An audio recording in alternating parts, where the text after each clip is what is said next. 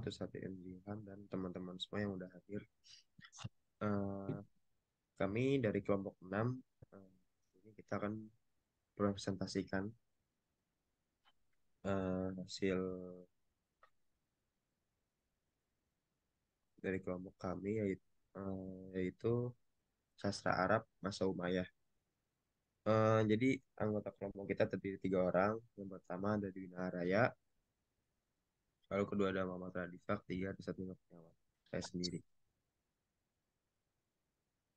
Oke, jadi sastra Arab masa Umayyah.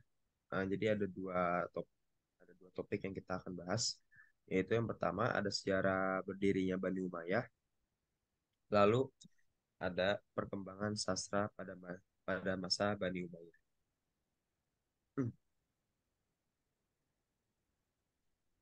Oke, yang pertama itu ada sejarah berdirinya Bani Umayyah. Pada zaman kekhalifahan Ali bin Abi Thalib, terjadi persaingan politik antara Ali dan Muawiyah. Setelah Ali wafat, anak dari Ali, menggantikan posisi ayah sebagai khalifah. Akan tetapi kekuatannya tidak sekuat ayahnya, sehingga ia memutuskan untuk membuat perjanjian damai pada saingan politik, yaitu Muawiyah. Dan Muawiyah melanggalkan perjanjian itu dengan jabatan sebagai khalifah pada tahun 41 Hijriah. Maka pada tahun itu disebut tahun Al-Jamaah Persatuan sebagai tanda bahwa umat Islam telah menyepakati secara aklamasi mempunyai hanya satu orang khalifah. Sehingga berakhir masa Khalifah Rasyidin dan mulailah kuasa dinasti Umayyah. Dinasti Umayyah, dinasti Bani Umayyah merupakan pemerintah kaum yang berkembang setelah masa Khalifah Ar-Rasyidin yang dimulai pada tahun 41 Hijriah. Dinasti Umayyah didirikan oleh Muawiyah bin Abu Sufyan bin Harb. Nama dinasti ini dinisbahkan kepada Umayyah bin Syams bin Abdul Manaf. Jadi keturunan Muawiyah bin Abu Sufyan bin Harb bin Umayyah bin Abdi Syams bin Abdi Manaf bertemu dengan Nabi Muhammad SAW pada Abdi Manaf. Jika keturunan Nabi dipanggil keluarga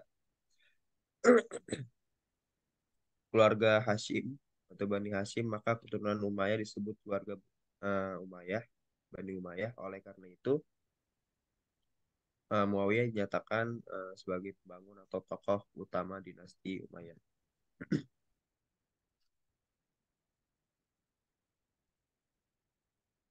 Jadi sini ada menurut catatan sejarah Bani Umayyah terbagi menjadi dua periode, yaitu yang pertama itu dinasti Umayyah satu yang di Damaskus 41 Hijriah atau 690 Masehi, eh, dina- sampai 132 Hijriah sampai 750 Masehi. Jadi ini dinasti ini berkuasa kurang lebih 9 tahun.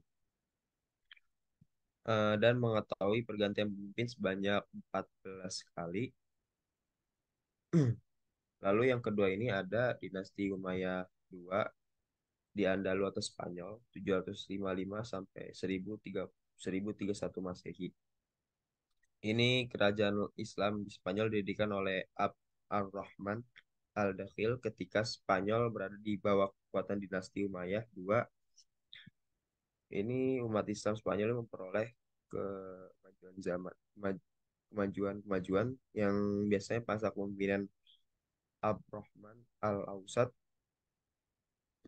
dan pendidikan Islam merupakan perkembangan yang sangat besar. Oke, lanjut. Lalu yang kedua ini ada perkembangan sastra pada masa Bani Umayyah. Ada beberapa aspek yang menjadi petunjuk terhadap perkembangan budaya literer secara umum pada periode ini. Jadi diantaranya pidato, korespondensi, dan puisi. Lalu ketiga aspek ini merupakan eh, jenis sastra yang berkembang pada zaman itu, pada saat itu, dan meliputi dua aspek utama, yaitu pidato dan syair. Perkembangan sastra pada masa Umayyah tidak lepas dari peran beberapa kota tempat tumbuh dan berkembangnya sastra, di antaranya kota-kota tersebut Hijaz, Najd, dan Irak.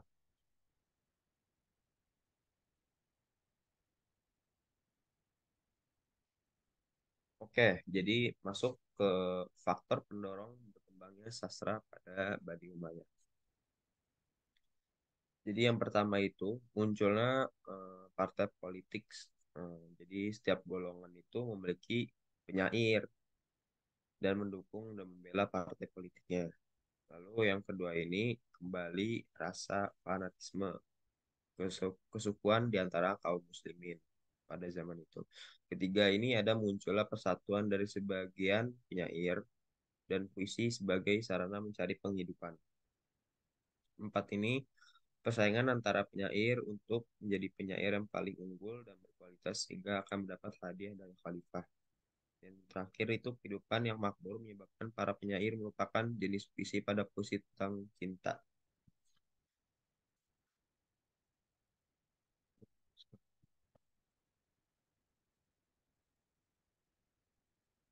Lalu ini ada eh, B, itu tujuan atau keistimewaan puisi pada bahasa Bani Umayyah. Eh, pada awal Islam, tujuan puisi adalah untuk menyebarkan agama Islam, memuji Nabi dan para khulafaur ar-rasyidin, mencela musuh-musuh Nabi dan hal-hal yang membela Islam. Pada masa ini tujuan baru puisi yaitu ada tiga. Pertama ada puisi politik, puisi polemik, atau syair nokoid, atau puisi cinta. Pertama dulu nih, puisi politik. Jadi ini bernuansa politik. Yang pertama dibuat oleh si apa Miskin Al-Doromi yang diminta untuk mengubah dan membacakan di depan publik bait-bait puisi untuk menanyakan pengangkatan Yazid sebagai khalifah. Lalu yang kedua ini puisi polemik. Ini tuh menggabungkan antara kebanggaan dan ujian. Jadi inti puisi ini mengajak umat manusia untuk kembali kepada fanatisme, kesukuan, dan keluar dari ruh Islam, di mana Islam ini melarang membanggakan keturunan, banyak musuh dan harta. Lalu yang ketiga ini ada puisi cinta. Jadi ini pengungkapan seseorang yang sedang jatuh cinta. Nah, jadi ini ada dua jenis, itu ada kebebasan cinta, puisi kebebasan cinta, dan puisi murni tanpa hasrat. Puisi kebebasan cinta ini tersebar di daerah perkotaan yang menceritakan tentang sifat-sifat tubuh atau petualangan cinta. Mungkin dilanjut, Radifa, udah ada orangnya.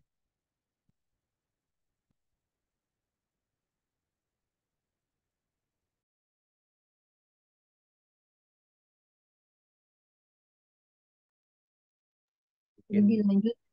Kemudian ada keistimewaan puisi pada masa Bani Umayyah. Puisi puisi zaman Umayyah menunjukkan empat ciri penting. Yang pertama itu pengucapannya bersih, jernih, dan tepat karena dekat dengan zaman Nabi. Hampir semua orang Arab berbicara dengan gaya yang mendekati gaya pra-Islam dan gaya Al-Quran. Yang kedua, kalau para kalau para Khulafaur Rasyidin mengecam para penyair yang mengawali puisinya dengan pujian terhadap wanita-wanita kesayangan mereka, Khalifah-Khalifah Umayyah tidak ketat dan mengizinkan hal itu. Yang ketiga, kritik, satir, dan sinisme boleh dikatakan tidak dikenal dalam puisi pra-Islam. Meskipun terdapat permusuhan dan persaingan antar suku, di bawah Khalifah Umayyah, persaingan politis tidak hanya menggerakkan penyair dari masing-masing pihak untuk berpropaganda, tetapi juga membolehkan para penyair itu untuk menyerang pihak lawannya. Yang terakhir itu mulai melonggarnya moralitas para penyair dan bertambah banyaknya penyair-penyair Kristiani telah menjadi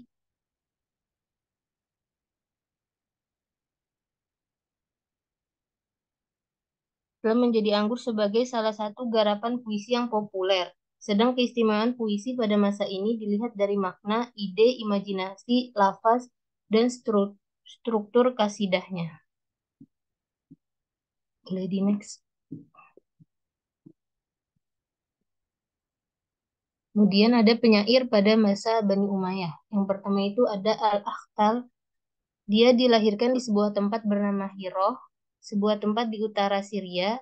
Beliau terkenal dengan puisi pujiannya pada Bani Umayyah, yaitu memuliakan Bani Umayyah dengan sifat-sifat yang menunjukkan bahwa Bani Umayyah adalah seorang pemimpin dan pengatur negara.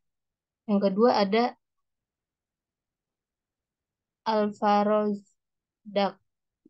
Dilahirkan di Yamamah, tempat dekat Basro pada masa akhir pemerintahan Umar bin Khattab. Puisinya dikenal kaya dengan ungkapan-ungkapan indah, diksinya unik dan memiliki kedalaman makna serta cenderung mengikuti gaya puisi jahiliyah yang murni. Yang ketiga itu ada Jarir. Jarir dilahirkan di Yamamah juga di tengah-tengah lingkungan para penyair pada masa pemerintahan Utsman bin Affan. Puisinya ringan dengan diksi yang tersusun indah namun tetap enak didengar. Kemudian ada Umar bin Abi Robi'ah. Beliau dilahirkan di Madinah pada malam wafatnya Sayyidina Umar bin Khattab. Umar telah berpuisi sejak kecil. Dia sering menggambarkan keadaan perempuan, saling mengunjungi perempuan dan saling bergurau bersama mereka. Para penyair pada masanya menjauhi jenis puisi ini karena ingin mendekatkan diri pada Allah dan menjaga eksistensi sastra Arab Islam. Akan tetapi Umar bin Abi Robi'ah tetap berjalan pada jenis puisi ini. Kemudian ada Al-Kumaid. Beliau dilahirkan pada tahun 60 Hijriah dan tumbuh berkembang di Kufah di antara kaumnya Bani Asad, yaitu salah satu kabilah Arab Fasih dari Bani Mudor. Al-Kumaid termasuk dalam golongan penyair wilayah atau daerah. Puisi-puisinya banyak menggambarkan tentang hajat pada musuh-musuh Ali dan pujian pada ahli bait. Kemudian ada Ibnu Ruqyat. Dia dilahirkan di Makkah pada tahun 12 Hijriah, 633 Masehi. Pada tahun 38 Hijriah, dia pindah ke Irak. Puisi-puisi Ibnu Ruqyat terkenal dengan puisi pujian yang indah, puisi satire yang pedas, dan puisi cinta yang manis. Dan yang terakhir itu ada Al-Nabigho Al-Syaibani. Beliau dilahirkan di Makkah pada tahun 12 Hijriah. Al-Nabigho Al-Syaibani terkenal sebagai penyair yang lihai dalam mendeskripsikan kuda.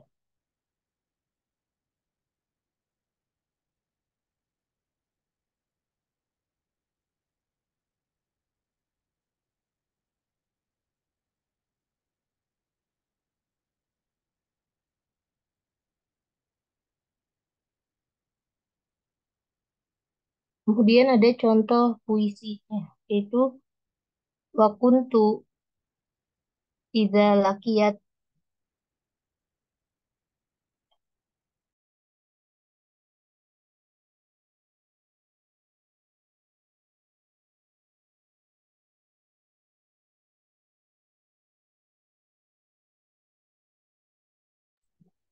Wakuntu Idza Lakitu Abdataim Tim Fati Makultu Ayyuhumul Abid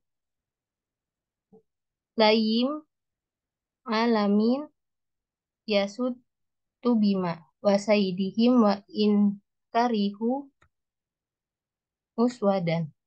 Yang artinya bila Anda bertemu budak belian dan sahayanya, Anda akan bertanya, manakah yang budak berlian? Orang yang memimpin para budak adalah yang paling hina di alam semesta. Bagaimanapun juga, walaupun mereka membenci menyebutnya, mereka tetaplah budak. Boleh di next. Kemudian, perkembangan prosa pada masa Bani Umayyah. Yang pertama itu ada macam-macam prosa pada Bani Umayyah, pada masa Umayyah. Yang pertama itu khutbah. Khutbah berkembang pada masa ini karena sebab-sebab sebagai berikut. Banyaknya kelompok keagamaan dan partai-partai politik. Yang kedua, banyaknya pertentangan antar kaum. Dan yang terakhir, perginya utusan-utusan dari golongan Ansor dan kaum-kaum, khalifah dan penguasa. Kemudian macam-macam khutbah pada masa Umayyah ini ada 3. Khutbah politik, khutbah keagamaan, dan khutbah kemasyarakatan. Keistimewaan khutbah. Yang pertama, diawali hamdalah dan sholawat Nabi. Yang kedua, bersandar pada makna Al-Quran. Yang ketiga, menggunakan pengutipan dari Al-Quran. Yang keempat, menggunakan sebagian kata-kata hikmah. Dan yang terakhir, ringkas dengan gaya bahasa langsung. Kemudian ahli pidato pada masa Umayyah itu ada Ziyad ibnu Abihi dan Hajjaj ibnu Yusuf As-Saqafi. Setelah khutbah itu ada Rosail. Surat-surat politik pada masa Khulafaur Rasyidin sangat singkat dan padat, sehingga tidak kita jumpai catatan resmi kenegaraan yang lebih dari beberapa baris. Menurut Ibnu Khalkin, sekretaris Khalifah Umayyah terakhir, dia adalah orang yang memperkenalkan gaya tulisan yang bersayap dan panjang, disertai pilihan ungkapan yang konvensional dan santun, tidak seperti gaya penulisan orang Persia. Gaya penulisan ini menjadi model bagi penulis sesudahnya. Dan yang terakhir itu ada kitabah. Kitabah berkembang pesat pada masa ini. Ketika Islam tersebar pada masa ini, telah terjadi percampuran antara orang-orang Arab dengan orang-orang asing yang menyebabkan lisan Al-Arab tidak lagi murni seperti masa-masa awal Islam. Sehingga pada masa ini dibukukan kitab Nahu yang ditulis oleh Abu Al-Aswad Ad-Duali. Dan ada contoh prosa. Bunyinya fatana fasuya ma'syarul kutab fi fil adab watafaqahu fid din wabda'u bi ilmi kitabillahi azza wa jalla wal faraidi wal arabiyyah summa ajidul khot fa innahu hilyatun kata kitabatikum fayasna fayusna atikum watawasu alaiha billadzi huwa aliku li ahlil fadli wal adli wan nabli min salafikum wa arwul ash'ar wa rofu ghoribaha wa ma'aniha wa ayyamal arab wal ajmi wa ahadithiha wa siroha fa inna dhalika mu'inu lakum ala ma tusammu ilaihi hummamikum wa tahabu fillahi azza wa jalla. Yang artinya berlombalah kalian wahai para penulis dalam menghasilkan karya sastra. Pelajarilah ilmu agama kalian, mulailah dengan ilmu kitabullah beserta ilmu warisnya dan kaidah-kaidah bahasa Arab. Karena ia adalah pengasah lisan kalian. Kemudian perindahlah tulisan tangan kalian, karena ia adalah perhiasan bagi karya kalian. Riwayatkanlah syair-syair dan serta pahamilah kata-kata asing dan maknanya. Pelajarilah sejarah bangsa Arab dan bangsa-bangsa selainnya, kesusastraan serta sejarah mereka, karena sesungguhnya itu akan membantu kalian dalam menggapai impian, saling berkasih sayang karena Allah, dalam berkarya, wahai penulis, salinglah menasihati kalian dengan hal-hal yang telah dilakukan oleh para pemilik keutamaan, keadilan, serta kemuliaan di antara pendahulu kalian.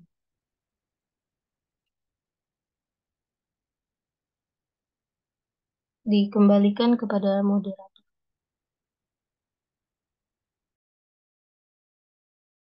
Oke, eh, selesai pemaparan materi dari kelompok kami. Mungkin kita akan buka sesi tanya jawab. Mungkin yang ingin ditanya, silakan.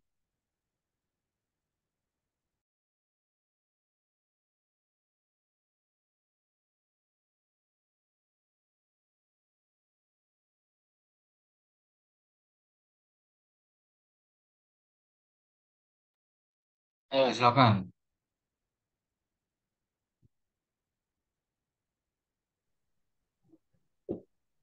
Iya, izin bertanya ya kepada kelompok 6.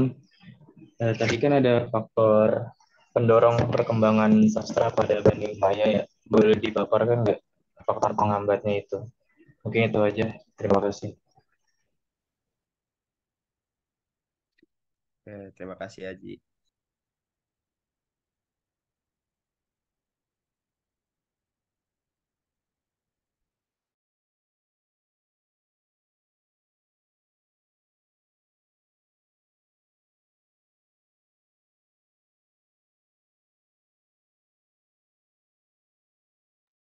Oke, ada lagi yang lain? Silakan.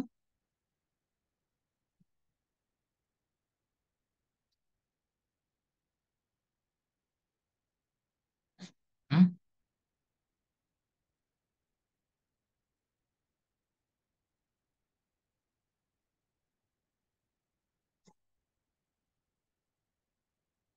Di eh mana lagi yang lain nih? Berapa orang semuanya? Dua kelas. Saya cuma 31 yang hadir.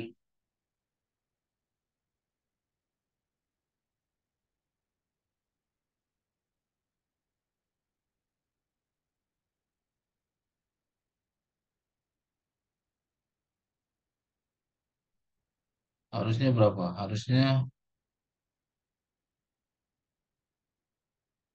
40-an ya.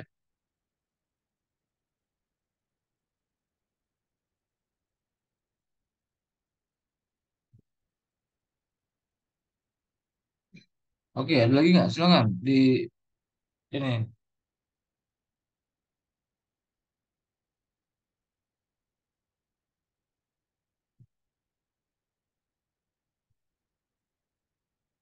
Hmm?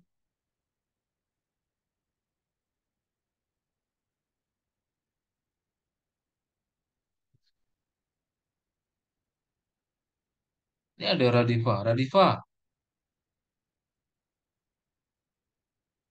Radifa. Nah, Ustadz. Tuh jawab pertanyaannya si Aji. Nanya, kamu kan pemakalah. Nah, Ustadz. Ayo, dibuka dong kameranya.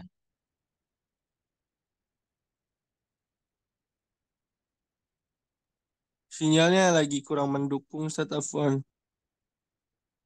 Sinyal mulu alasan ininya. Jakarta bukan di kampung. Sinyal nggak bagus.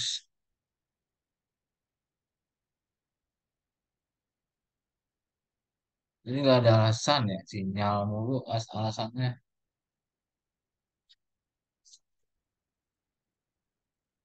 Ayo dijawab.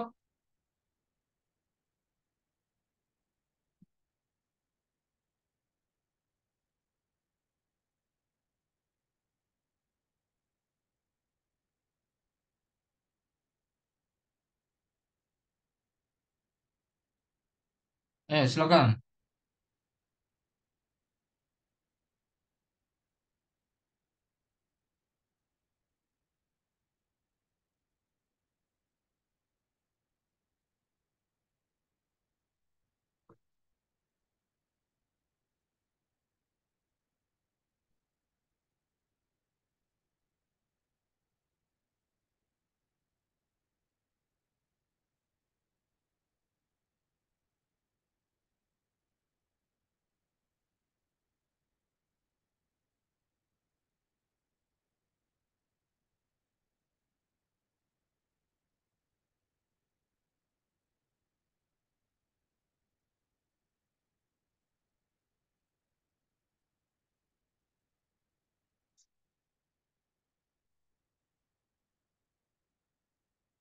Oke.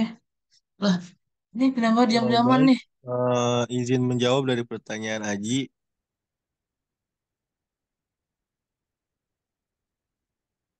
Berdasarkan hasil pencarian, eh, pertanyaan penghambat perkembangan sastra.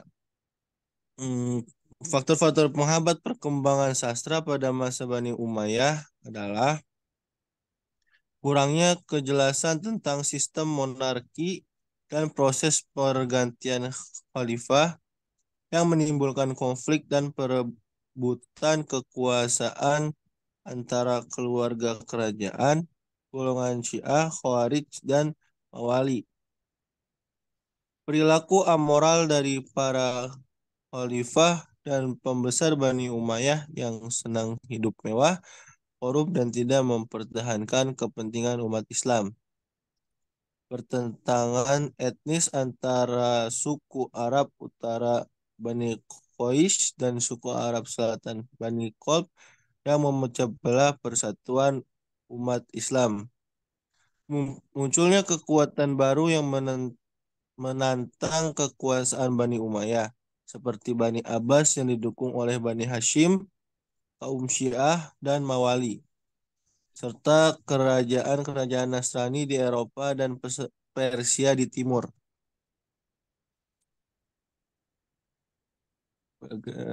Bagaimana Saudara Aji?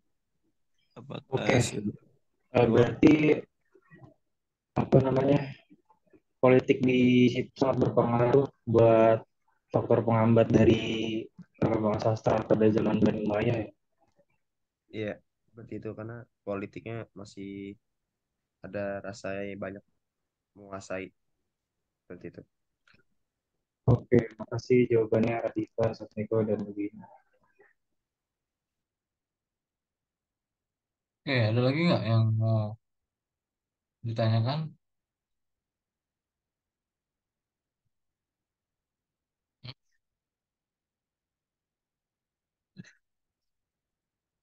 Ya, silakan Pak Tanjeli.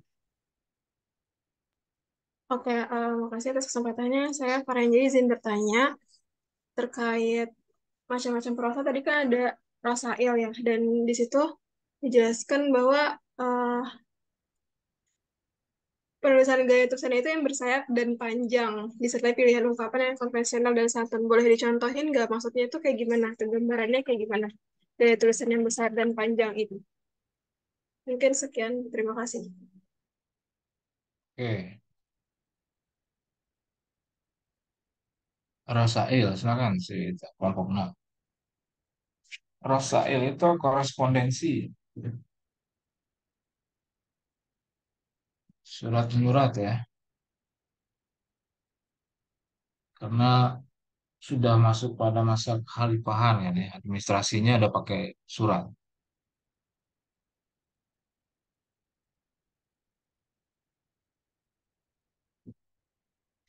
Silakan.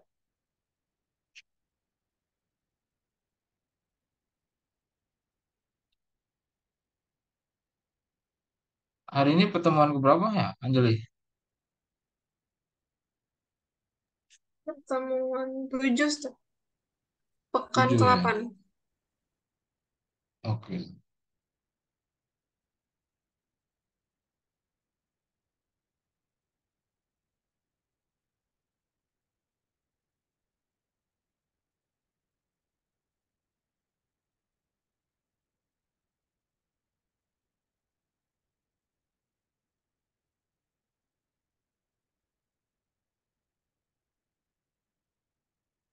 Ayo, yang lain silakan dijawab. Kelompok 6.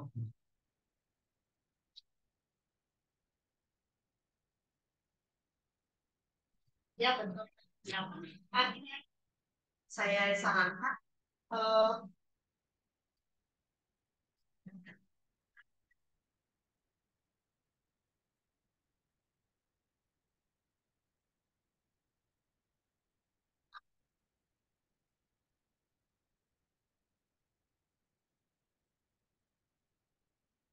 Udah, dapat jawabannya,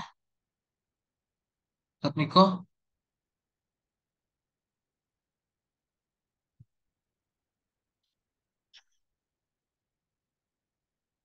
Ya, izin menjawab. Tadi kan yang ditanya tuh maksud dari kata bersayapnya ya. Iya, sama contohnya kalau ada. Ya, kata bersayap itu kan mungkin sulit juga ditebak ya. Kata bersayap adalah kata pilihan yang bisa terbang ke sana, ke sana kemari. Jadi kayak maksudnya tuh dia bilangnya begini tapi maksudnya begitu. Gimana? Paham nggak, Anjeli? Jadi maknanya itu nggak makna yang sebenarnya gitu atau gimana?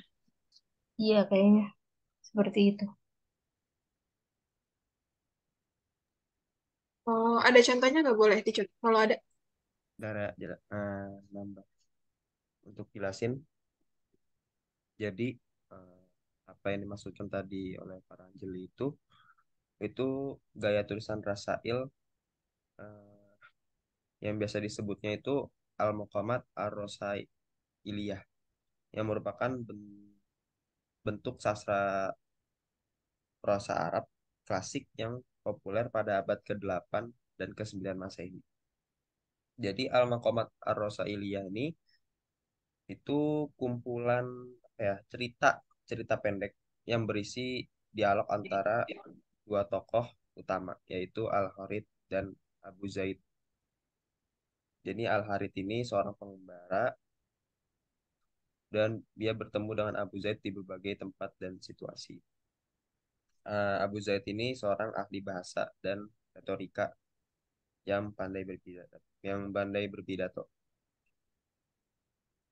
Jadi cerita-cerita apa ya namanya Al-Muqamat Ar-Rasailiyah ini apa ya menggambarkan kehidupan masyarakat di sana pada Arab masyarakat Arab pada masa Bani Umayyah dengan segala aspek itu kayak kemiskinan, kekayaan, lalu keadilan, ketidakadilan, eh, kebodohan dan lain-lain.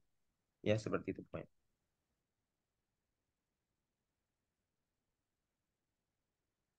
Apakah udah jelas, Farah? Oh, oke, syukran atas penjelasannya.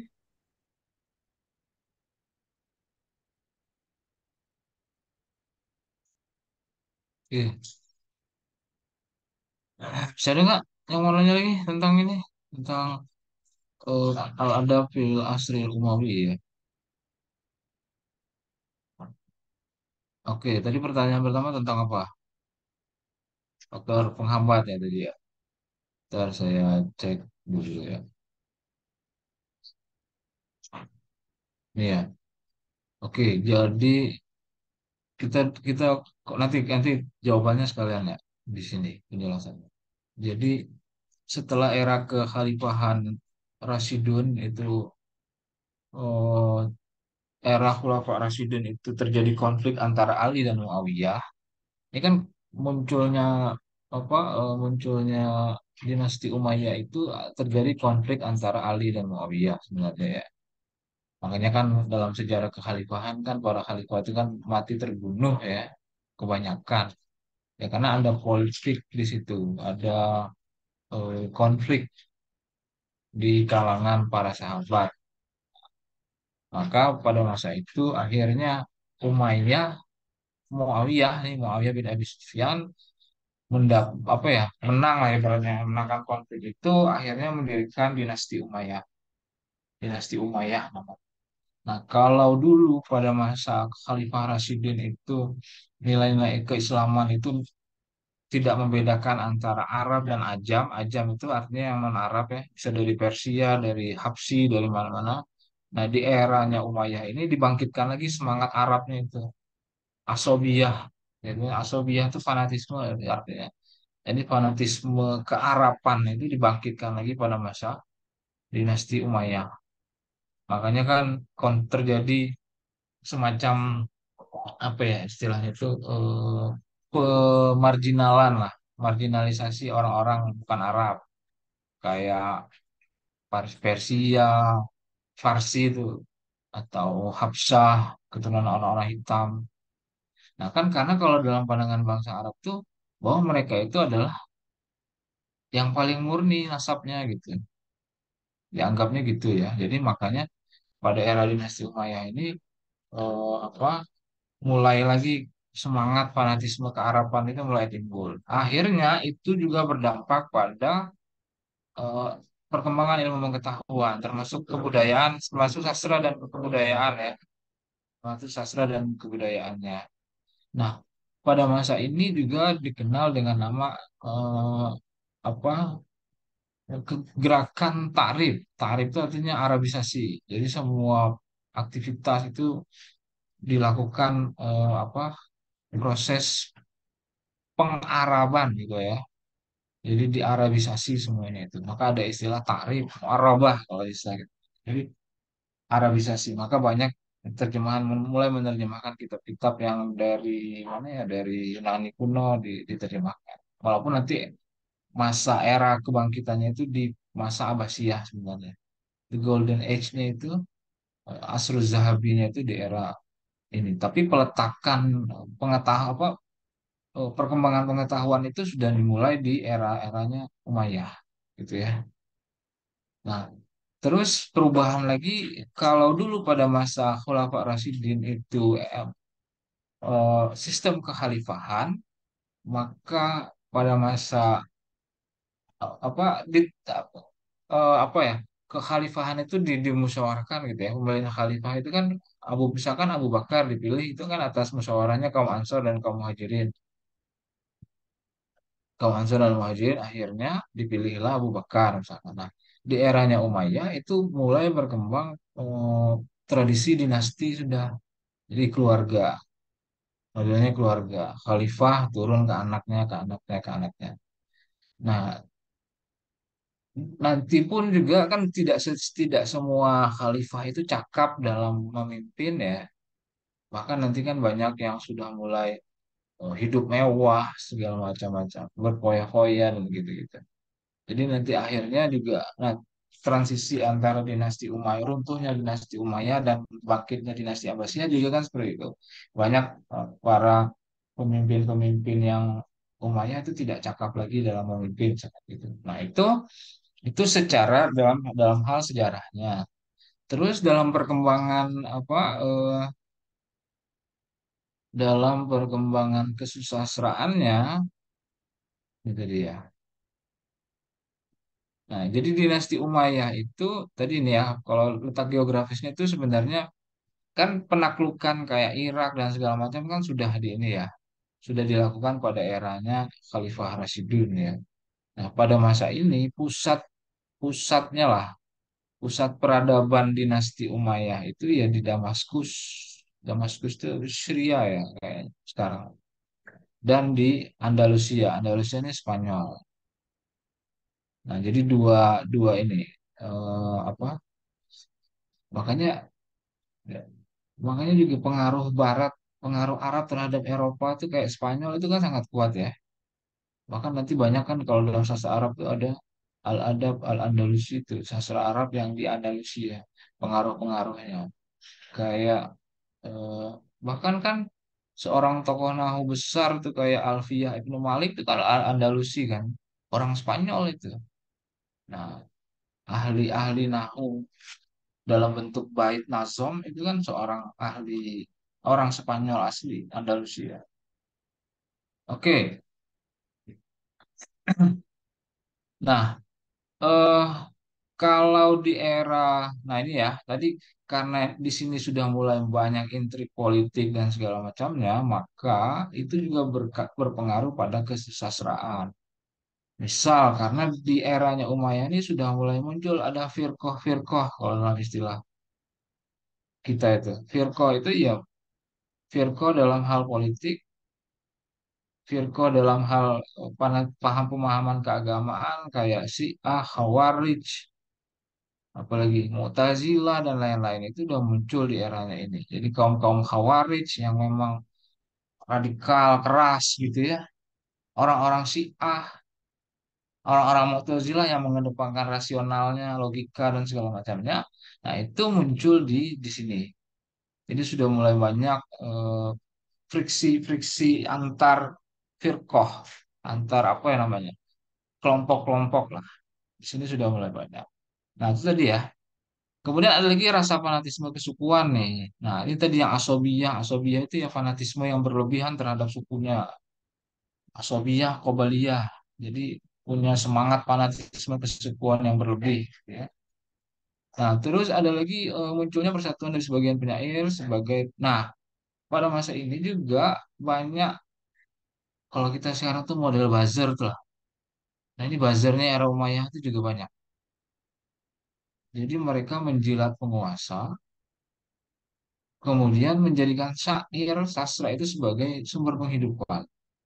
Nah, kalau dalam sejarah sastra Arab ada banyak sekali itu puisi-puisi yang apa isinya itu menjilat penguasa. Baik. Nah, jadi ada namanya gini, ada dalam syair Arab itu namanya temanya al-istiqtaf. Istiqtaf itu artinya meminta belas kasihan. Meminta belas kasihan itu ya kepada raja. gitu ya. Ada juga puisi pesanan raja, karya sastra pesanan raja. Nah, itu banyak. Pada era itu sastra khususnya puisi itu dijadi sebagai sumber penghidupan ya untuk si penyair. Jadi karena kehidupannya ini sudah kehidupan kerajaan, maka ya penyair-penyair itu juga nyari duit lah gitu ya. Jadi corongnya eh, raja. Terus nah itu tadi namanya ini yang yang poin D-nya itu. Persaingan antar penyair menjadikan penyair paling unggul dan apa untuk menjadi penyair yang unggul sehingga dapat hadiah dari khalifah. Itu tadi ya. Jadi mereka ini cari muka juga banyak para penyair-penyair ini supaya dia bisa menjadi apa eh, bisa inilah menarik perhatian khalifah ya pada masa itu ya. Nah, terus ada lagi puisi cinta, ghazal. Kemarin kan sudah ada ya, di pada era jahiliyah sudah ada ghazal, era masa Islam juga ada ghazal. Nah, cuma nanti perkembangannya ghazal ini ada banyak lagi, berkembang lah. Kalau dulu di era jahiliyah ghazal cinta itu disertai misalkan hawa nafsu, misalkan suka sama lawan jenis dan segala macam gitu. Nah, di era ini juga ada nanti berkembang tema ghazal namanya Al-Ghazal Al-Uzri. Al-Ghazal Al-Uzri itu cinta suci. Kalau kalian pernah baca, ada yang menerjemahkan Al-Ghazal Al-Uzri itu sebagai cinta platonik. Pernah dengar nggak? Platonic love. Nggak pernah ya? Biasanya anak-anak mahasiswa tuh suka kalau yang hal-hal cinta itu. Platonic love, apalah gitu-gitu ya. Nah, salah satu, biasanya gini, kalau mau platonic love itu, cinta platonik itu dia cinta, tapi tidak ada unsur hawa nafsunya. Cinta ya cinta gitu. Nah, murni gitu lah. Nah, itu berkembang di era ini. Ada nama salah al kalau di kalau di apa di di era ini namanya Al-Ghazal Al-Uzri. Uzri itu nama salah satu suku pada masa itu namanya Banu Uzrah. Banu Uzrah itu orangnya itu ya. Jadi sukunya itu ibaratnya itu banyak yang bisa menulis puisi cinta gitu lah. Makanya dinisbahkanlah Uzrah itu kepada syair Ghazal itu. Makanya namanya Al-Ghazal Al-Uzri. Uzri itu ya karena Bani Uzrah itu tadi ya. Nah itu berkembang pada masa ini. Terus, nah nanti kita jelaskan di sininya. Eh, tujuannya agrodnya pada masa khususnya puisi pada masa apa Umayyah itu ya ini ya ada syair siasi namanya puisi politik karena karena kehidupan politik sudah mulai terasa pada masa Umayyah maka banyak syair-syair tentang politik ya pada masa itu asyairu asyasi namanya. Terus ada lagi puisi polemik syair naqaid. Apa itu ya apa ya ibaratnya itu puisi ini karena pengaruh dari fanatisme suku tadi nih. Kalau puisi naqaid itu. Jadi polemik, misalkan mengejek kabilah lain atau membanggakan kabilahnya sendiri dan segala macamnya itu di sini. Namanya syi'run naqaid gitu ya, syair polemik. Nah, yang tadi itu ada puisi cinta tadi ya itu tadi. Syair ghazal ya. Ada yang ghazal memang betul-betul cinta terhadap misalkan wanita tapi dengan ada unsur nafsu, hawa nafsunya, ada yang memang betul-benar cinta yang murni. Perkembangannya. Tema-tema yang ada di syair-syair eh, Ghazal itu ya. Oke, terus, oh, nah inilah nanti nih ya, eh, karena kan era kehidupan khalifah itu juga ya kalau pada masa itu ya banyak juga khalifah yang punya apa ya, yang secara tadi yang saya bilang secara kemampuan memimpin itu tidak cakap, tapi hanya senang berpoya-poya. Ada bahkan ada yang mabuk-mabukan dan main perempuan dan segala macamnya gitu ya. Nah, ini juga muncul penyair-penyair apa Kristiani nih ya, Asy'ara wa An-Nasraniyah. Ada tuh kitabnya ada. Bahkan pada masa Islam pun juga sudah ada sebenarnya. Tapi di sini juga muncul nanti ya tema-tema tentang apa nih anggur, khamar dan segala macam itu jadi tema yang berkembang dalam puisi Arab. Tema-tema khamar gitu ya. Makanya ada nama syair tuh Al-Khamriyat. Al-Khamriyat itu Abu Nawas tuh. Abu Nawas itu dulu kan ada syairnya namanya Al-Khamriyat. Al-Khamriyat itu ceritanya tentang anggur, khamar. Jadi dinamain dengan Al-Khamriyat. Nah, itu kalau dijelaskan lebih dalam ya macam-macam lah isiannya. Terus ini beberapa penyair yang terkenal pada masa itu ada namanya Al-Akhtal. Al-Akhtal ini ya inilah. Ini puisinya dia nih. Wa kuntu idza laqitu abda taimin wa taiman qultu ayyuhumul abidu laimul alamina yasudu taiman wa sayyiduhum wa inkarihum masudu. Jadi ini cerita tentang budak ya. Karena tadi fanatisme kearaban mulai bangkit kembali, maka orang-orang yang tidak Arab itu dia budak kan begitu ya. Nah, nah, ini kan dibilangnya bila Anda bertemu budak belian dan sahayanya Anda akan bertanya manakah yang budak belian? Orang yang memimpin para budak adalah yang paling hina di alam semesta. Bagaimanapun juga walaupun mereka benci menyebutnya, mereka tetaplah budak. Ini bentuk kritiknya sebenarnya ya, kritiknya Al-Akhtal nih terhadap itu. Terus Al-Farazdak ini juga terkenal, Farazdak puisi-puisinya juga banyak tentang puisi fanatisme sukuannya, politiknya juga ada. Jarir, nah ini juga Umar bin Abi Rabi'ah, Al-Kumaid, Ibn Ruqyat, dan An-Nabighah. An-Nabighahnya bukan An-Nabighah yang di era jahiliyah, berbeda. Terus, nah perkembangan prosa pada masa Bani Umayyah. Nah, kalau sebelumnya kan sudah berkembang tuh khutbah pada era jahiliyah sudah ada, pada era Islam juga sudah ada. Nah, khutbah pada masa era ini juga sudah masih tetap berkembang. Nah, jadi ya orang tradisi Arab itu ya memang khutbah ya. Arab Islam lah khususnya ya. Pidato itu kan memang menjadi tradisi ya. Makanya di setiap priorisasi kesusastraan khutbah masih tetap berkembang. Meskipun dengan tema yang bermacam-macam ya. Misalkan dengan gaya bahasa yang ada openingnya dan segala macamnya gitu ya. Nah, nanti itu perkembangannya dalam hal uslub, gaya bahasa, kemudian tema-temanya yang berkembang. Kalau di sini berarti sudah ada tema-tema politik sudah muncul ya. Kalau di era jahiliyah temanya tentang fanatisme kesukuan, pada masa Islam temanya tentang dakwah. Nah, era khutbah di era Umayyah ini sudah mulai muncul tema-tema politik pada masa ini. Kemudian adalah Rasail. Nah, Rasail ini surat menyurat. Jadi ini tetap juga karena sebagai apa karena eh, apa eh, dinasti Umayyah atau Khalifah Bani Umayyah itu berbentuk kerajaan tertentu punya eh, apa inilah apa tradisi administrasinya ya. Jadi surat menjadi sebagai bagian dari apa administrasi gitu, korespondensi ya. Nah, di sini sudah mulai muncul. Makanya nanti di sini juga kalau kalian belajar kaligrafi Arab ya, Al-Khat Al-Arabi, perkembangan tulisan kan sudah mulai juga di sini.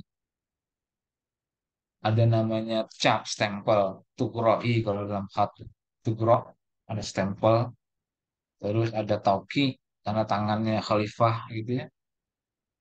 Nah, ini sudah mulai berkembang di sini. Nah, jadi surat pada masa itu jadi semacam prosa karya sastra karena isi konten apa sastra itu apa konten rasailnya itu ya menggunakan bahasa-bahasa sastra gitu. Jadi gaya-gaya penulisannya gitu. Yang bersayap, bersayap itu maksudnya ya kalau kalian belajar balaghah pernah tahu ijaz, itnab, musawah nggak? Pernah nggak? Sudah belajar belum? Ini kan, ah, pernah nggak? Ijaz, itnab, musawah. Ijaz itu bahasanya ringkas. Kalau itnab itu bahasanya apalah berlebih-lebih bahasanya. Nah, yang model-model gitu. Jadi ada unsur unsur badinya di situ, ada unsur ma'aninya segala macam. Jadi uslub-uslub gaya bahasa yang digunakan itu. Nah, itu yang maksudnya yang dimaksud dengan bersayap-sayap itu. Jadi penggunaan gaya bahasanya saja, gitu ya. Itnab itu biasanya apa ya kalau kita bahasa kita tuh ya, hmm, mau sampai ngomong pada hal itu, tapi belok kemana-mana dulu gitu. Gitulah. Tapi tetap sampai juga ke tujuannya itu. Itu sayap-sayapnya ada sebelum sampai kepada fokus yang ingin diucapkan itu. Nah, hal seperti itu berkembang pada masa Umayyah. Terus ada lagi kitabah. Ya, kitabah itu kitabah kalau tadi ini korespondensi ya kitabah itu tradisi menulis lah, tulisan ya. Nah, nah karena banyaknya apa ya? Karena sudah mulai ada pengaruh luar pada masa ini. Jadi pengaruh luar tuh ya kayak Persia, Habsyi dan lain-lain itu di luar Arab maksudnya udah mulai banyak di sini, maka apa sudah mulai ada pengaruh bahasa Arab itu. Jadi pengaruh bahasa lain masuk ke dalam bahasa Arab. Jadi apa ya? Kalau kayak kita lah ya, Indonesia tuh udah mulai ada pengaruh dari bahasa Barat, Inggrisnya dan segala macamnya. Ini tuh udah mulai ada di situ. Maka tradisi menulis pada masa itu mulai digalakkan. Nah, oleh Abu Aswad Ad-Duali ini tadi dibilangnya. Jadi membukukan semacam kitab Nahwu. Kitab Nahwu itu ya kitab gramatikalnya Arab gitu ya. Nah, itu mulai berkembang tata bahasanya Arab. Itu karena tadi untuk memurnikan bahasa Arab itu tadi supaya karena sudah mulai bercampur dengan ini tadi ya pengaruh-pengaruh dari luar Arab, ajam, orang-orang yang non Arab, bisa Persia dan lain-lain. Nah, ini contoh prosa, ini contoh prosanya Abdul Majid, kalau nggak salah ya namanya siapa tadi? Lupa. Fatanafasu ya ma'syaral kitabi fi sunufil adabi wa tafaqahu fid din. Wabda'u bi ilmi kitabillahi azza wa jalla wal faraid wal arabiyyah. Katanya ya, wahai kaum penulis, wahai para penulis, buatlah karya sastra gitu lah. Pelajari ilmu agama dan mulailah dengan ilmu kitabullah beserta ilmu warisnya dan kaidah-kaidah bahasa Arab. Karena ia adalah pengasah lisan kalian. Kemudian perindahlah tulisan tangan kalian karena ia adalah perhiasan bagi karya kalian. Riwayatkan syair-syair dan pahami kata-kata asing dan maknanya. Nah, ini tadi, ini supaya menggalakkan ini tadi ya, supaya bahasa Arab itu tidak terkontaminasi dengan bahasa lain tadi ya. Menggalakkan itu makanya ada proses takrib itu di pengarabisasian. Jadi yang dari luar-luar itu diarabkan lah sama ini. Ini bahasa Arab mulai berkembang ya sebagai bahasa resmi negara lah. Kalau di sini bilang begitu lah. Bahasa Arab tuh meski bahasa Arab tuh dijadikan bahasa resminya negara tuh pada masa ini. Walaupun orang non Arab juga kan sama halnya kita gitu ya. Bahasa resmi negara kita kan Indonesia. Walaupun negara luar misalkan apa penduduk yang non non Indonesia datang ke sini ya, tapi tetap harus menggunakan bahasa resmi negara. Nah, itu di sini mulai berkembangnya. Nah, terus eh apa tadi? Mana bukunya saya punya ya, tapi tebal banget ya bukunya.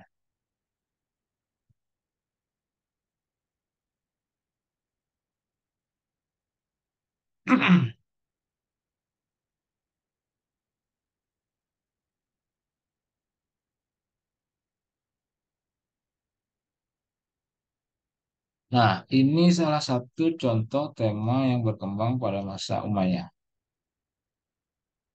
Al-Hubbu, ya nggak kelihatan ya. Al-Hubbul Uzri Indal Arab ya. Ini cerita tentang tadi.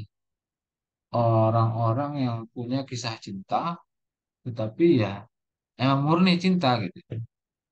Ya, jadi salah satu yang paling fenomenal itu kan misalkan contohnya Majnun dan Laila ya, Qais dan Laila. Nah itu era-eranya itu, Maya. Ada lagi namanya Jamil dan Husainah. Jamil dan Husainah itu, iya, sepasang kekasih juga yang memang saling mencintai, tapi nggak ada, maksudnya tuh, ya murni gitu, nggak ada karena kenapa, ya emang suka sama suka gitu. Nah, tema-tema itu berkembang pada pada masa ini. Bahkan nih salah satu nih ada beberapa nih ini eh, apa nih nama-namanya nih. Ada Majnun dan Laila. Majnun itu si Kois. Jadi karena tergila-gila sama Laila, jadi digelarinlah Majnun, si gila gitu ya. Kemudian ada Jamil Busainah, Qais bin Zareh Walubna, ini juga Urwah bin Hizam, Wa'afra, Usair Azzah, yang ada juga nih.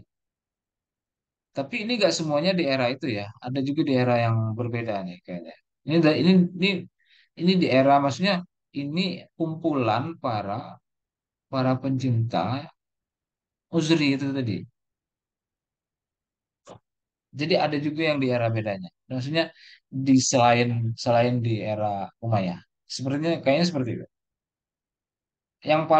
Yang paling sering kita dengar kan misalkan ya itulah Majnun Laila itu ya. Majnun Laila. Nah, ini eh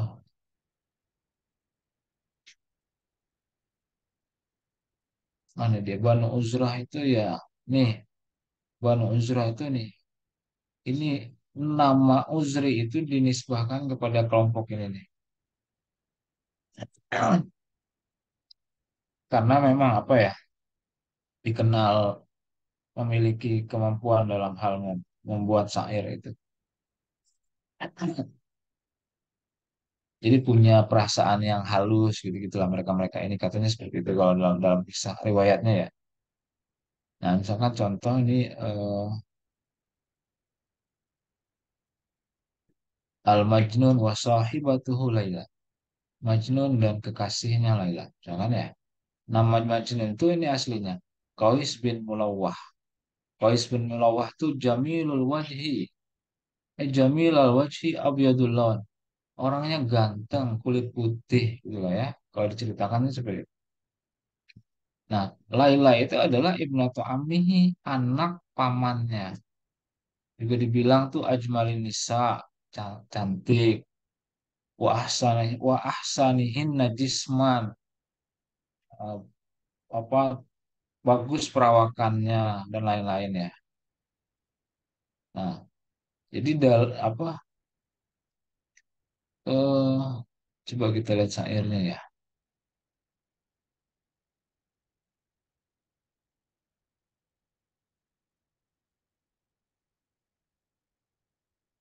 Nah, saya lihat dulu.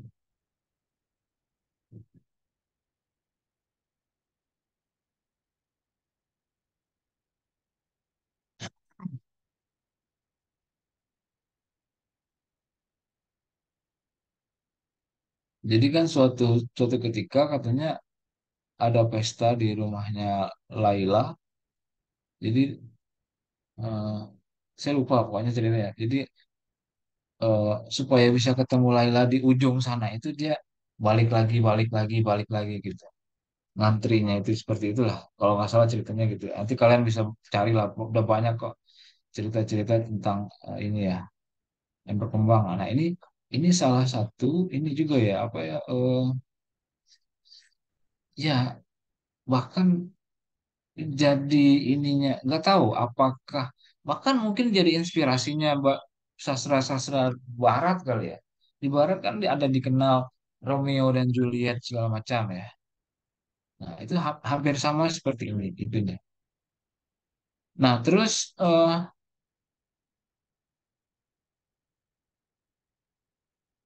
nah ini Al Asrul Umawi seperti nah ini tebal banget bukunya kalian aduh pusing bacanya ini. Oh, nah ini Ini Bani Umayyah.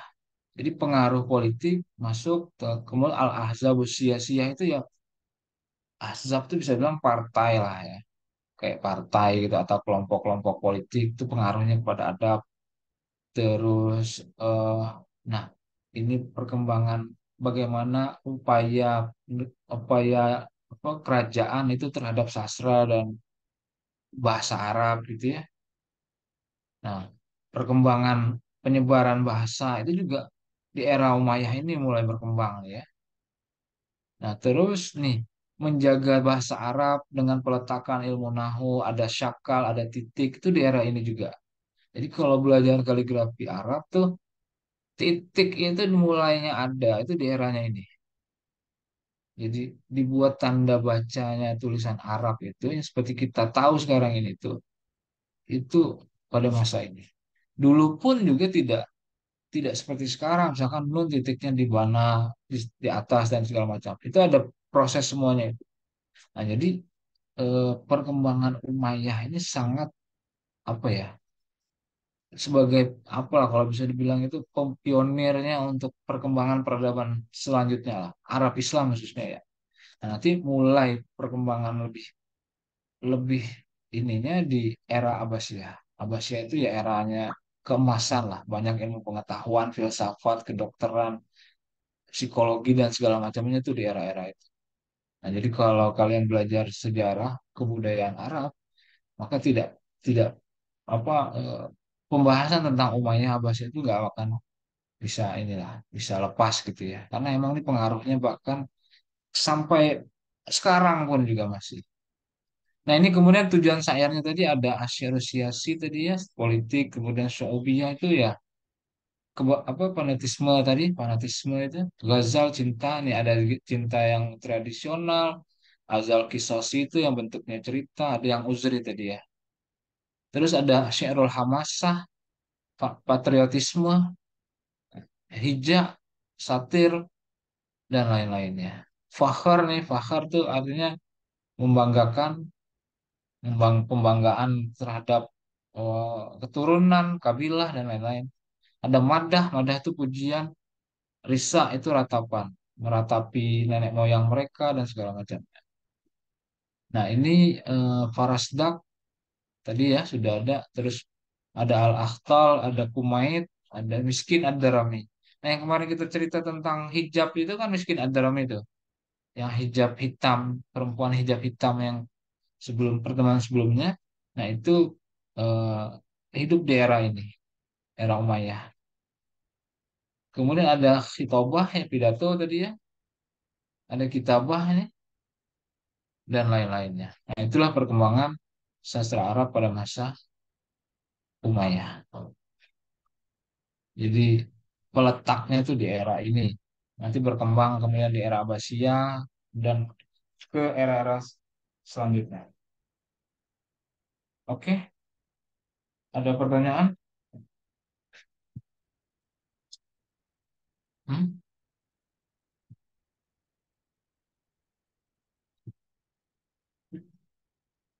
Ada nggak?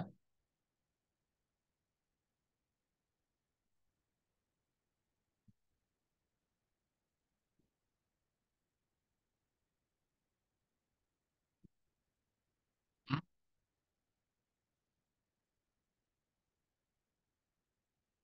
Berarti kita udah ketujuh ya. eh Minggu depan kita ini dulu lah ya. Jadwalnya nggak ini kan ya, Anjali? Gimana, Minggu Ustaz? depan jadwalnya. Oke. Iya, Ustaz, kalau dari jadwal itu. Ya udah, oke.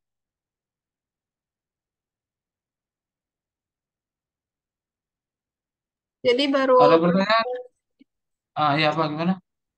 jadi baru presentasi lagi pekan depannya lagi ya, Ustaz? Iya, Dua kelompok. berarti yang dua langsung. Abbasiyah sama apa? Temanya lagi? Satu lagi? Abbasiyah sama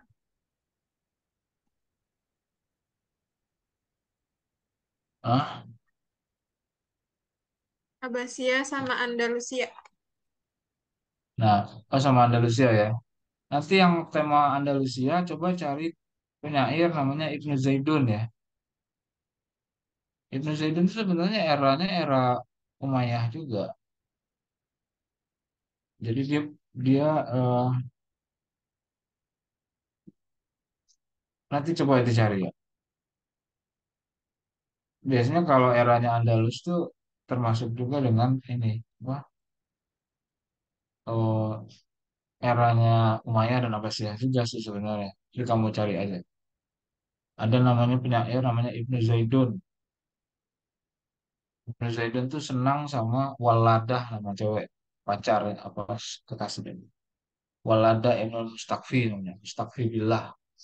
Seorang perempuan hebat, pintar. Nah itu puisi-puisinya tentang kekaguman dia sama Waladah itu. Kalau nanti kau coba kalian mencari tentang Ibnu Zaidun gitu ya. Itu di era Andalusia. Umayyah juga sih. Kalau nggak salah di era Umayyah juga. Oke, ada pertanyaan tentang Umayyah? Pahim Tum? Nanya, Ustaz. Ya, Haidar mau nanya. Iya, Ustaz. Kenapa ada perpecahan Ustaz di zaman Bani Umayyah, Ustaz? Sampai ada beberapa politik gitu. Apanya? Ya Apanya? kenapa? Nggak kedengeran suaramu?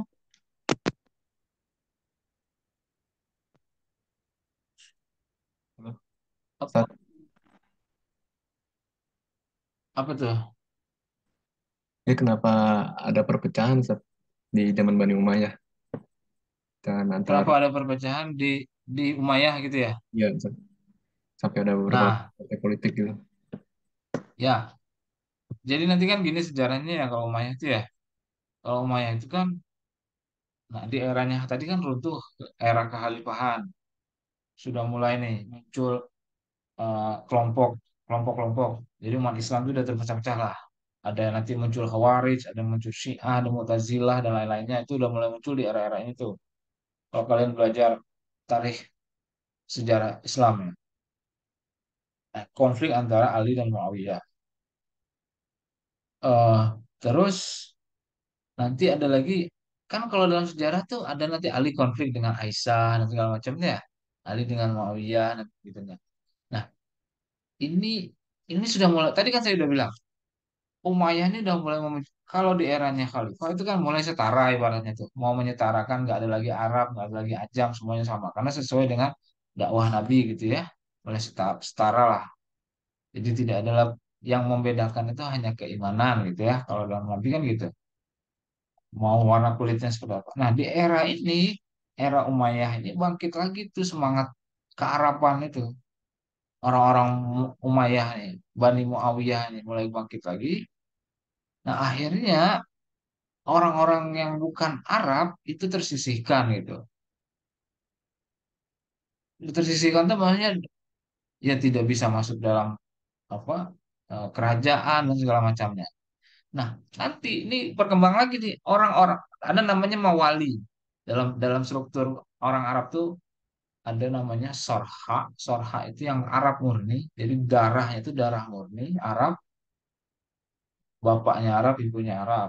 Ada mawali. Mawali ini orang keturunan biasanya. Bapaknya Arab, ibunya bukan Arab misalnya gitu. Itu orang-orang Mawali itu. Nah, ada lagi budak.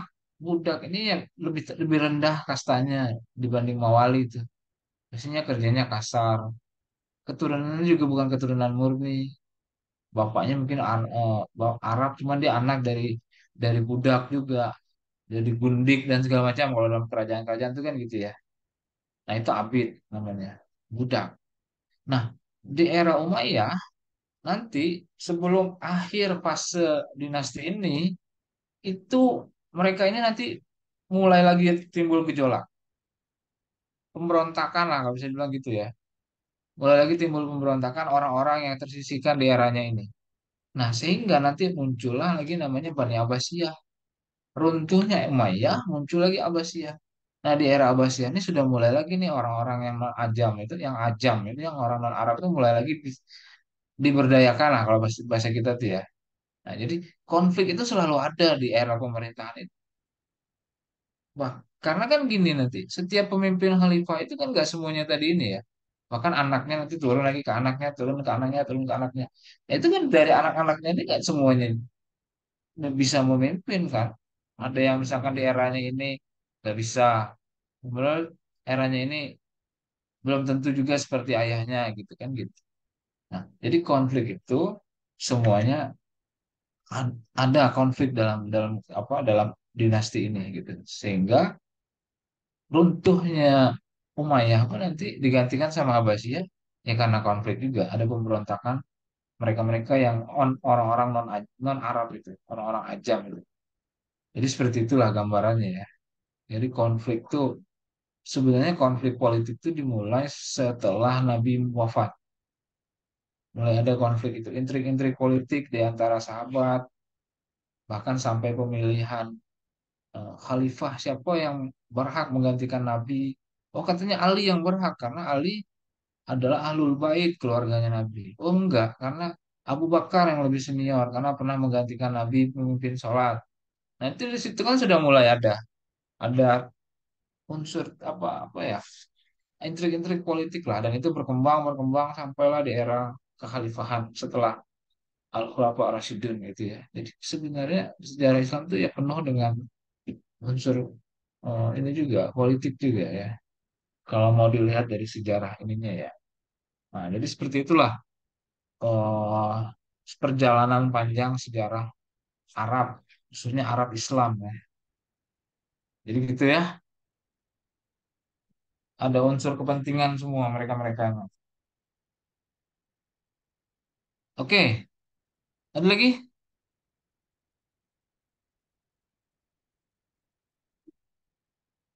Hmm? Cukup? Anjali? Yang belum dapat materinya siapa? Bukunya. Ada nggak? Anjali kemarin nggak dapat, sudah pinjamin bukunya. Yang lain ada yang masih kesulitan dengan materinya nggak? Nah, ada. Mazhab tuh udah semua Anjali.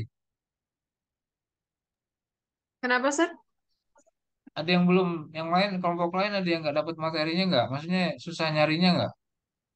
Belum ada yang berkabar juga sih, Sir, ke saya gimana ya. Yang tentang Al-Mazahib Al-Adabiyah itu kan ada tuh. Ada dua yang dengan punya Anjali pembahasannya satu, yang satu lagi kan siapa kelompok siapa yang sebelumnya ya. Nah itu juga kalau kamu nggak dapat bukunya susah nyarinya tuh. Nanti pinjam sama Anjali ya bukunya ya. Kalau yang belum ya di fotokopi tapi jangan dilama-lamain lah. Nanti habis mata kuliah baru dibalikin. Lamaan nunggunya. Iya, Sir, siap. Oke kalau gitu cukup ya. Insya Allah minggu depan kita off dulu. Apa nggak ngezoom maksudnya. Baru minggu depannya nanti kita sambung lagi dua dua apa dua makalah. Iya, Untuk dong. UTS kita berapa kelompok ini lagi presentasi? 6 lagi berarti, Sir. Berarti Ada 12 enam kelompok. lagi, enam lagi. Nah, nanti silakan dibikin makalahnya, ya, dibikin makalah itu untuk tugas UTS. Nah, kalau UASnya kan kemarin saya minta ya, bikin apa? Infografis. Infografis. UASnya nanti bikin infografis sesuai dengan materi yang kalian lihat ini tadi. Misalkan sejarah perkembangan sastra Arab eh, Umayyah. Nah, nanti dibikin infografisnya tuh ya.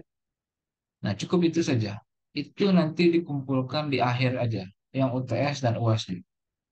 Jadi dimulai mulai buatnya dari sekarang, nanti dikumpulkannya di akhir pertemuan, akhir kuliahan, penutup perkuliahan dikumpulkan semuanya. Jadi yang untuk UTS dari makalah, untuk infografis dari UAS. Ya, Yang UTS juga dikumpulkannya pas akhir juga, Sir.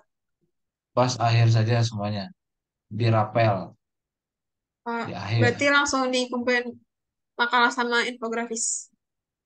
Langsung makalah sama infografis. Ya, Untuk yang PowerPoint dikumpulkan di Drive, jangan dipisah-pisahin ya. Biar nanti terakhir tuh semuanya ada di situ semua, ya. Kalau perlu nanti yang tugas UAS dan UTS-nya masukin di Drive itu aja. Yang per kelas ya, nggak apa-apa lah masukin di Drive masing-masing atau dibuat jadi satu Drive untuk nanti, tapi nanti dibikin aja misalkan folder kelas B, kelas C, kelas D gitu ya. Tapi dalam satu Drive aja. Tapi Gimana kan gitu Sat, ya? tapi kelompoknya Apa? kan gabung Sat AB. Oh iya AB ya. Iya, Gabung ya? iya, Oh ya udah kalau gitu digabungin aja semua dah. iya sih. Jadi nggak usah dipisah-pisah ya. Oke, gitu ya. Bikin makalahnya yang bagus. Biar referensinya ada segala macam. Biar ada penilaian. Iya Sat. Sama Tapi kalau misalnya infografisnya preferensinya dari buku Sat doang, Sat tuh gimana Sat? cari lagi lah yang lain. Oh ya, Banyak oke. kok. Kalau nggak ada nanti bisa pinjam yang lain, buku yang lain ada juga saya. Ya gitu Oke, ya. siap Sat. Sama infografisnya juga dibuat bagus-bagus. Oke, cukup. Insyaallah nanti minggu depan, nanti kalau ada materinya saya share mudah-mudahan. Kalau nggak ada ya minggu depannya aja lagi kita diskusi. Oke, Assalamualaikum warahmatullahi wabarakatuh. Waalaikumsalam. Waalaikumsalam warahmatullahi wabarakatuh. Syukran Waalaikumsalam, Ustaz. Sat. Yuk.